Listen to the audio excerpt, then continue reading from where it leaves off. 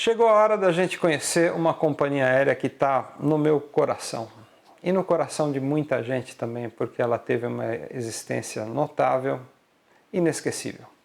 Pluna, primeiras líneas uruguayas de navegación aérea. Bienvenidos a bordo.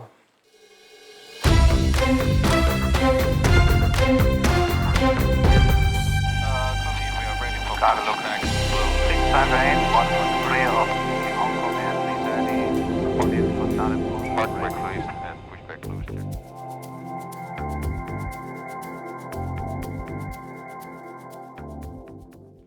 A Pluna tem uma belíssima história. Por muitas décadas ela uniu o Uruguai aos países vizinhos, sem sofrer um único acidente, transportando passageiros com conforto, comodidade e segurança.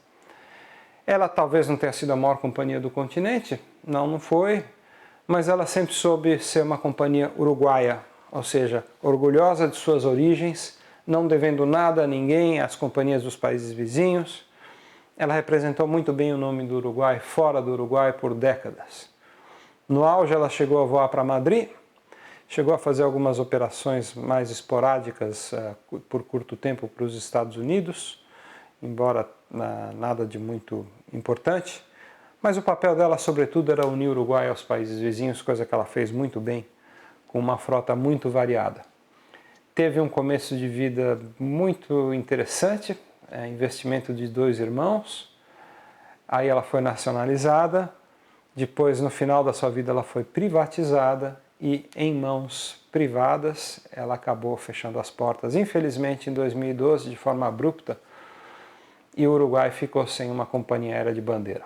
Mas vamos ver essa história que é muito colorida, muito bonita, como é querido, como é colorido, como é bonito esse país que eu adoro tanto, que é o Uruguai. A Pluna foi fundada por 2 irmãos uruguaios, Alberto e Jorge Marques Vaeza, em 1934. Os irmãos conseguiram recursos próprios para adquirir junto à de Havilland um par de 2 de Havilland 90 Dragonfly, que eram aviões para 2 pilotos e 4 passageiros. Com esses aviões nascia a Pluna, primeiras linhas aéreas uruguaias de navegação aérea. Em 28 de outubro de 34, os Dragonfly chegaram desmontados a bordo de um cargueiro e logo que uma vez foram montados, foram pintados com um colorido vermelho e branco, muito bonito, e batizados de San Alberto e Churrinche. Em 20 de novembro, o San Alberto decolou do aeroporto de Melilla, levando 2 passageiros, correio e 500 exemplares de jornais diários, partindo de Montevidéu rumo a Mercedes, Salto e Paysandú. Um mês depois, a Pluna inaugurou voos para Rivera, com escalas em Durazno e Tacuarembó, e esses voos duravam em média 4 horas, eram operados 3 vezes por semana e no seu primeiro ano de operação, a Pluna transportou 2.600 passageiros em 2.000 horas de voo, levando ainda 1.700 kg de carga. O governo local decidiu logo depois subsidiar parte das operações da companhia e deu a ela um crédito de 6.000 libras, o que permitiu a compra de mais 2 aviões, no caso os de Havilland 86B, batizados de San Felipe e Santiago, que eram quadrimotores para 12 assentos. Veio a guerra e a Pluna, claro, sofreu, chegando até a paralisar suas operações por um curto período. Essa paralisação complicou as finanças da companhia e fez com que o governo tivesse que injetar capital, acabando por comprar 49% das ações da empresa. Ao final da guerra, em 1945, o governo teve que injetar mais capital e passou a dominar 83% das ações da empresa. E logo depois, no final desse período, no final dos anos 50, a empresa acabou tendo praticamente 100% das ações compradas pelo Estado uruguaio, passando a ser de fato uma empresa estatal, agora completamente.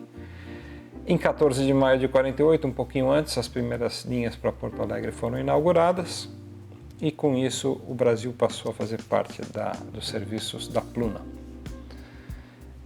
Nessa época também a empresa fez uma nova mudança na sua frota e comprou os de Havilland Heron para 17 passageiros e os Douglas DC-2. Em 1952, linhas para Assunção foram inauguradas e uma escala em Salto foi incluída nessa linha. Com a chegada dos DC-3, a Pluna resolveu ampliar serviços por toda a região e São Paulo passou a ser servida em janeiro de 54. Nessa época também, o número de cidades domésticas atingiu o auge na história da Pluna. Eram 9 cidades dentro do Uruguai, incluindo Montevidéu. Voos para Buenos Aires, Rosário e Córdoba foram inaugurados a partir de 1955, que foi um ano importante para a Pluna. Nesse ano, chegaram os 3 Vickers Viscount, comprados novinhos junto à fábrica na Inglaterra. O primeiro deles, matriculado Alpha Quebec November, chegou ao Uruguai em 24 de junho. Imediatamente foram colocados nos serviços entre Montevidéu e Buenos Aires, o famoso Puente Aéreo, com 4 voos diários. E em 59, os Viscount começaram a servir o Rio de Janeiro, terceira cidade brasileira servida na malha, junto a Porto Alegre e São Paulo. Mas nessa época, no início dos anos 60, o Uruguai começou a enfrentar uma grave crise política que acabaria tendo consequências econômicas, e com isso o país realmente patinou. A frota praticamente não cresceu nos anos 60, com exceção da introdução de 2 Viscount usados, o Bravo Hotel Alfa e Bravo Hotel Bravo. Nos anos 70, um pouquinho mais otimista, a empresa contratou finalmente o seu primeiro jato e veio da fábrica um 737-200 com 109 poltronas, que chegou em 31 de dezembro de 1969, ostentando um belíssimo padrão de identidade visual. O Boeing foi colocado imediatamente nas linhas para Buenos Aires e São Paulo e Rio. E somente em 1978 a Pluna acabou contratando inicialmente 2 e depois um terceiro Boeing 727. Todas as 3 aeronaves tinham origem na Lufthansa. Naquele mesmo ano, 78, a Pluna recebeu seu primeiro Boeing 707, Bravo November Uniforme, e com a entrega desse avião, em 7 de maio de 81, a Pluna realizou um velho sonho, que foi voar para Madrid. Essa linha para Madrid era operada com escalas no Rio de Janeiro Galeão e por um breve período também a Pluna fez escalas no Recife. Em 82, a Pluna comprou um trio de 737 novinhos, zerinhos de fábrica, o Bravo Oscar November, Oscar Oscar e Oscar Papá. A frota agora era composta por esses 3 737 e pelo único Boeing 707. Ela operou por curto tempo um segundo 707 e até um DC-8, mas esses foram aviões arrendados. A nossa Varig passou a deter praticamente metade do capital da Pluna, e com a entrada da Varig na história da companhia, a empresa brasileira injetou capital e transferiu aviões. Por exemplo, o DC-10 Vitor Mike Whisky começou a voar com as cores da Pluna e foi empregado, claro, nas rotas entre Montevidéu e Madrid, na Espanha. Em 98, um quarto 737 matriculado Fox Alpha Tango foi recebido e ele ostentava uma belíssima pintura do grande artista uruguaio Carlos Páez Vilaró, homenageando o sol de seu país. Nos meses seguintes, mais 2 737, os antigos Vitor Mike India e Vitor Papa Echo, foram rematriculados e colocados para operar pela Pluna. Aí a frota já estava com 6 Boeing 737. A Varig rapidamente substituiu o Vitor Mike Whisky pelo Vitor Mike Quebec, mas era preciso renovar a frota, que já estava realmente com bastante idade. Em janeiro de 2002, chegou o primeiro 737-300 Papa Uniforme Alpha, o 767-300 Papa Uniforme Bravo, um ATR-42 Papa Uniforme Charlie e, finalmente, um 757 Papa Uniforme Delta. Mas também nessa época, no começo dos anos 2000, a Varig entrou em sérias dificuldades econômicas, e com isso ela teve que se desfazer da sua participação na Pluna, o que ela começou a fazer em 2005. Um consórcio chamado Leadgate comprou em setembro de 2006 o controle da companhia e afirmou que iria investir 177 milhões de dólares. E aí esse consórcio tratou de fazer uma total renovação. Frota, identidade, a maneira como a empresa enxergava seus negócios e sua posição no mercado, tudo isso mudou. A empresa optou pela compra de 7 Bombardier CRJ-900, um negócio de 261 milhões de dólares, e criou uma belíssima identidade corporativa confiada à empresa australiana Cato Partners. Essa identidade faz uma alusão ao nome do país, né? O Uruguai significa Rio dos Pássaros. E aí a identidade passou a ser o Rio dos Pássaros coloridos estampados nos CRJs.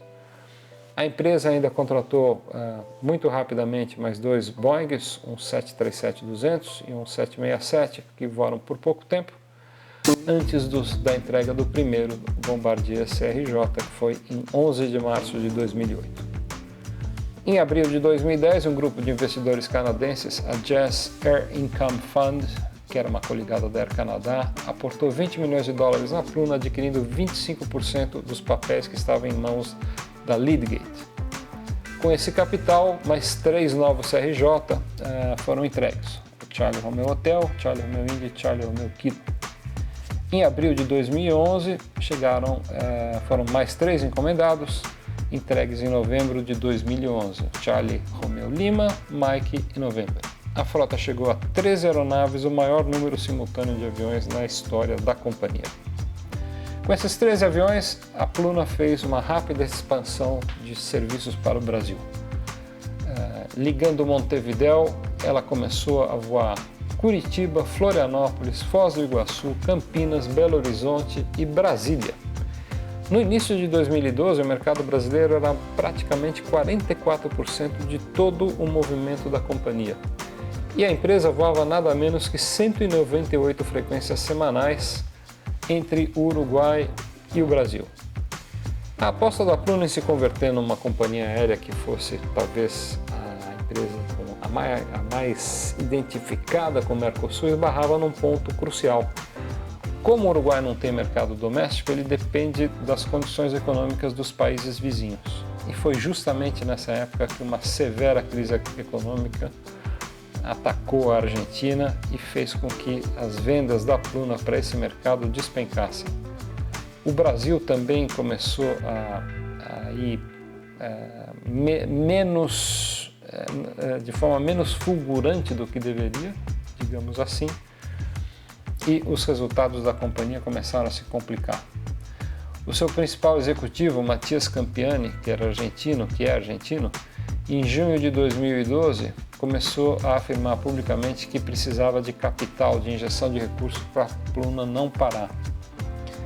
O consórcio Leadgate, que tinha comprado uma parte importante da empresa, anunciou que não colocaria mais um centavo na empresa em função das condições econômicas. E com isso, com os canadenses retirando o capital e o Matias Campiani e o grupo que ele liderava sem condição de colocar mais dinheiro na empresa, por incrível que pareça, a Pluna, que então voava alto e tinha essa frota de 13 jatos, anunciou que teria que interromper suas operações em 5 de julho de 2012. E de fato, naquele dia, a empresa parou, deixando 900 funcionários sem emprego e um passivo, dívidas, a descoberto de 300 milhões de dólares. A frota de 13 jatos CRJ-900 foi estacionada no aeroporto de Montevidéu, criando uma cena super triste e melancólica. E esse foi o último capítulo de uma companhia que passou por décadas, sempre levando o nome do Uruguai mais alto, sempre muito bem e honrando todo mundo que precisou viajar de e para o Uruguai, com um serviço de excepcional qualidade, seguro, a Pluna não teve nenhum acidente fatal na sua história, e muito simpático. Eu posso falar porque eu voei dezenas de vezes na Pluna e sinto muita saudade das primeiras linhas aéreas uruguaias de navegação aérea. Essa é uma curta história de uma grande companhia, a nossa querida e inesquecível Pluna. Espero que você tenha curtido essa viagem com a Pluna. É uma companhia que está no meu coração. Eu particularmente fiz dezenas de viagens na Pluna, porque minha mulher, sendo uruguaia, ela tem família lá, e nós fomos para Punta del Este passar as férias de verão por quase 15 anos consecutivos. Todo verão eu estava em Punta del Este. E quase que sem exceção, sempre que possível, a gente foi de Pluna, porque a gente sempre foi muito bem tratado pela companhia. Então é uma companhia que deixa muita saudade para muita gente e para esse velho urso aqui também. Então, se você puder, deixa um like, curta o canal e a gente recomende o canal, recomende o Panda Aviation, e a gente vai voltar aqui sempre com histórias de empresas tão fascinantes quanto as primeiras líneas uruguayas de navegación aérea, nuestra querida, inolvidable Pluna. Um grande abraço a nossos amigos uruguaios e aos nossos amigos e telespectadores brasileiros. Valeu!